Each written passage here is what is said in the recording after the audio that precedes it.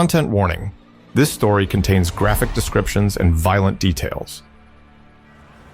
London's East End in the late 19th century was a maze of narrow alleys and dimly lit streets where shadows stretched long and the air was thick with the scent of mystery and menace. Amid this labyrinth, a specter arose, a figure whose name would forever haunt the annals of crime: Jack the Ripper. His reign of terror began in the autumn of 1888. The first known victim was Mary Ann Nichols, whose lifeless body was discovered on August 31st.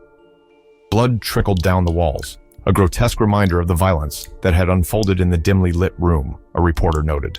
Her throat was slashed, her abdomen brutally mutilated. The savagery of the attack left seasoned detectives reeling.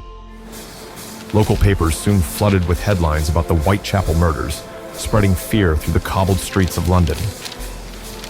Her voice trembled as she recounted the night of the incident. "I can still hear those footsteps," she whispered. Annie Chapman was next. At the break of dawn on September 8th, her disfigured body was found at 29 Hanbury Street. The unknown assailant had displayed a chilling precision, a surgical knowledge of anatomy. Panic turned to hysteria as whispers of a doctor-turned-killer filled the air. With each step closer to the truth, the danger grew more palpable. Her breath quickened as she realized the killer was always one step ahead. By September's end, Elizabeth Stride and Catherine Eddowes had become the next victims. Stride's body was found with a single cut to her throat, suggesting the killer had been interrupted. However, Eddowes' body, found hours later, bore the signature brutality, a mutilated face and savaged abdomen.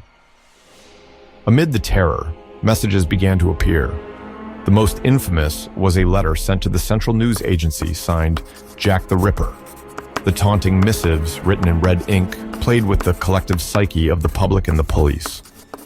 One read, "I am down on whores and I shan't quit ripping them till I do get buckled." Detective Inspector Frederick Aberlane became consumed by the case.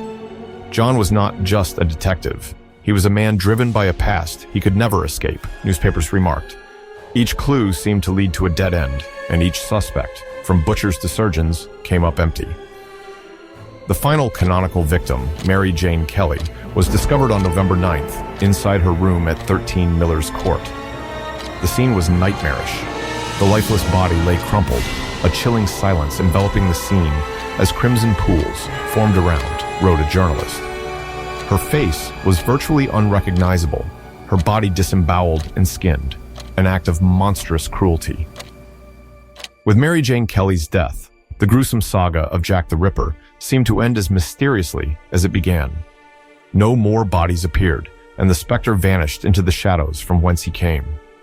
Despite countless theories and suspects, the true identity of the Ripper remains one of history's greatest mysteries. Modern advancements have tried to cast light on this haunting enigma. Recent DNA analysis of a shawl believed to belong to Catherine Eddowes pointed to Aaron Kosminski, a Polish immigrant and a prime suspect at the time, but conclusive proof remains elusive. Who do you think the real murderer is? Thanks for listening. If you enjoyed this story, please do like, share, and subscribe. Leave a comment below telling us what you found most fascinating, or if there's a story you'd like us to cover next. Until next time, keep your ears sharp and your imagination wilder than the wilderness itself.